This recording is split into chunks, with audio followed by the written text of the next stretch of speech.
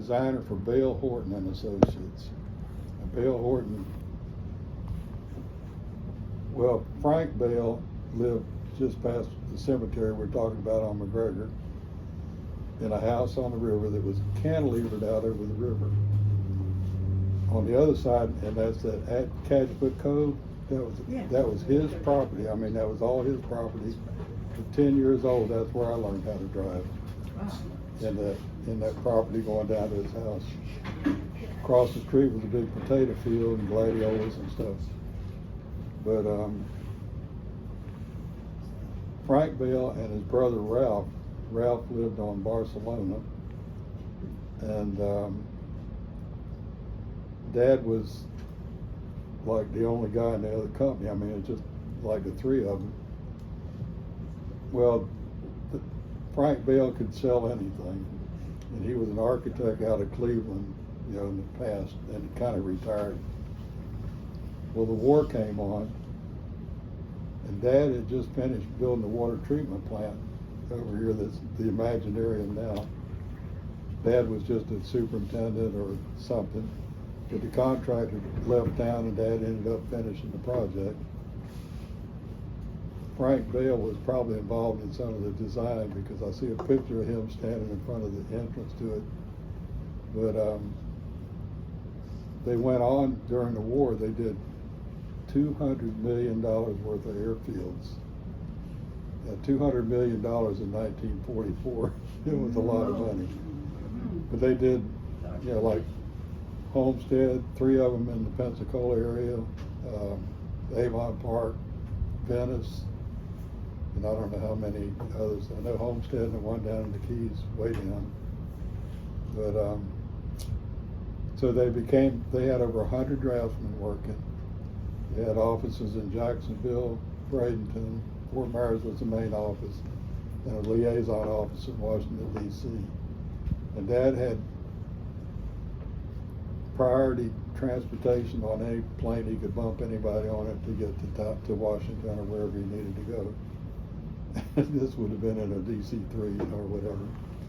So anyway, in 1948, somewhere along 49, the war was over, things slowed down as architects, and the company lasted a long time, but just very small. And Dad decided to build a house for himself, and he designed a ranch-style home, one of the first ones in the area, and built that in our side yard on Nelson Street between Linhart and Hanson Street. And then a lot of people like the Moody's said, "Oh, you got to build me one," and so he built houses. And he did that up until the time that we did some pretty nice stuff, like building the first TV studio for WINK and things like that. And that was all in the swamp too, in the swamp out there. We had to put piling in to build the footers and stuff. But that was 1954, I think. Is that location right off of Billy Creek there? Yeah. Mm-hmm. So, well, we went on. We didn't do a whole lot of big stuff. Did mainly remodeling and stuff. We built Dixie Buick on Fowler Street, 2808 Fowler. And Nelson Huff, that owned Dixie Buick, was our neighbor and Mom and Dad's best friend. Nelson and Mary. And so that was my first job in 1966 as a superintendent. And that was an interesting education. But anyway, we built that, and I think Dad and his partner on that job, he had a partner out of St. Pete, did nothing but design and build automobile dealerships. But Nelson Huff said, "No, you're going to do it this way with us." So anyway, I think they split like $5,000 profit on the job. It lasted like 6 months or better, So. But anyway, I was superintendent, and I was proud I got the elevation driving. The parking lot was all done, and the buildings had been built first, of course. The pavement company says, "You were within a quarter inch on this building floor heights and stuff." I was pretty proud because I had to transfer like 2 or 3 times, you know, to different buildings, because I couldn't get back to the original Marks benchmark. But that was one of the nicer projects. The building they just painted green across from Lee Memorial Hospital on Cleveland Avenue. That we built that, and the architect wanted, Bolton McBride was the architect, he wanted to see the rough concrete because Japanese had just built a big stadium over there for the Olympics, and they had this rough looking concrete on it. So he wanted that, so we had to have real stiff concrete that we poured. You have to use a vibrator to get it to spread out in the concrete. When you stop pouring, it just pile up, you know. Well, the building, the concrete block had vertical grooves in them, special made just for this job. You can still see them there. Well, we got the building all built, and it leaked like a sieve through the walls. Oh. So, and it was built for doctors. It was doctors' offices. It had a radiologist and all kinds of stuff in there. Was that because of the type of concrete? Yeah, well, the Porous concrete block with the design. grooves in them, Oh, the okay. wall thickness of the concrete block was cut down to like a 1/4 inch or something, you know. Oh. So we painted it, you know, with like spray painted from 4 different angles, you know, to finally get it halfway sealed up. We had a guy up there with a spoon taking mud and putting it in the rough concrete on the tie beams and stuff. Finally got it sealed up, but it took a lot of paint to do it, you know. So, but that was an interesting one. I have a question. If I lived in Fort Myers before the Tamiami Trail was constructed, and I really needed to go to Miami, how would I go to Miami? You went to LaBelle and across to West Palm Beach and down. You went 27. farther north. Through and then Belglade. You went farther Around north the and then you lake. went across? You have to Yeah. go around the lake. What's wrong about going around the peninsula in a boat? Is that too long or what? Well, it just, It would take too long? you gotta remember 120, 150 years ago, all transportation was by water. Yeah. You know, I mean, there were no highways. The biggest obstruction they had was a river.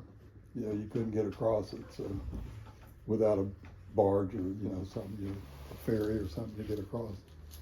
So all if your you were to transportation. attempt to go to Miami from here straight just- across without the Tamiami Trail, that'd be like pure Everglades? Yeah, Dad was going, well, no, the Everglades is south of there.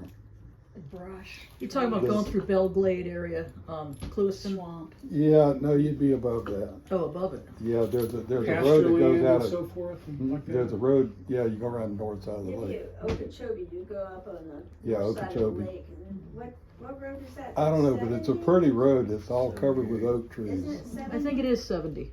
Yeah, it could That's a be, yeah. beautiful road. Yeah. Yeah. But anyway, Dad had a meeting, a Lions Club meeting in West Palm one time. He was president of the Lions Club. I don't know who it was, but somebody had a Model A, like a kind with a rumble seat, you know, a coupe. And they went over, well, they got somewhere around LaBelle at nighttime, and they were flying, you know, 50 miles an hour, whatever Model A would do. And they ran into a bunch of cows sleeping on the highway. Well, they went zigzagging through, and they never hit a cow, but they rolled the Model A. Oh, my goodness. And when they got stopped, they were upside down. There was a fence post through the roof. When the old Model A had a little canvas piece in the middle of the roof, that's where the fence post came through. They rolled it back over, got it back on its feet, went on to the convention. And Dad sent Mom a telegram, said it went over big. He explained it when he got home. Your dad was also an artist. Yeah, that's this building. Oh, he did that. Is that this building? Yeah, Did Dad do that? It's yeah. got his name on it, yeah. Oh, I didn't know that. See, this Yeah, is there's probably a little close. GTM on the Yep, bottom. yep, right here. Yeah, that's his logo. Sign. That logo goes back to the, So when did he do that? What year? Every Christmas, he would send out the Christmas cards that he would draw. okay. Just for the heck of it, there's a self-portrait done in 1929, and you'll see the little logo. I think, maybe. I didn't know some of these things, I never knew that. No, it doesn't have it on it. Anyway, So, that was a self-portrait in 1929 when he was just a Hey, kid. Dad, you're looking for his pardon me, logo? Mrs. Mann. Yeah, there it is. Yeah, that's the logo that you see on that card. Here's the self-portrait. And those are her grandchildren now. Grandchildren. Our Oh, your grandchildren. Do we have a big picture of that, Barbara of our Mann's building, or just the grandchild. little ones? With the Oh, I don't glasses, know. It might be. grandchildren on either side. It would have been a much larger picture when he Right, did it. right. It was reduced down. Genevieve, do you know if we have a bigger picture of that that's on the go-karts? I don't think so. Did you make a reference to Estero at one point? That's where Dad walked back from. What was he doing in Estero again? Let's see. He was with girls. He was Mary, with Mary? Mary- He was with girls? No. He was with a girl. I should shut the He camera never off. did tell me, but he and Mary knew. But, No GPS, right, Genevieve? I can't think of his name. Her uncle owned an orange grove, and Dad worked in the grove. The Flowery Grove? An orange grove. Flowery Grove in Estero? No, just orange citrus. And it used to be Estero River Grove was on the left when you went through the little village. And they used to have a fruit stand there up until They recently. still do, I think. Do they? Okay. But anyway, Dad worked down there for 15 cents an hour. And why he and Mary ended up down there late in the afternoon or in the evening or dark, I don't know what. I never asked. I never asked. But anyway, they ended up walking back down. I figured it had to take them 5 to 6 hours to get back. And that was pre, Tamiami Trail, pre? No, 20s? 41 went on through to Naples. It went to, actually, the whole center of civilization was Everglades City at the time. There wasn't any Naples. So, Are these for sale? Frank said last night that they're on, what is it? Amazon. On Amazon or something? I don't think he ever sold one. We need one for our library. I don't think he ever sold one. I've got one, but I don't know where I got it. It's actually published by one of his best friends. And the best friend, Ask me for it. Richard Lawler, they were college, actually Richard was his flower girl when they got married, I think, something like that. Could you ask him if he could get one for us for our library here? Yeah, we can ask him. I'll look at it. I've got some footage when I was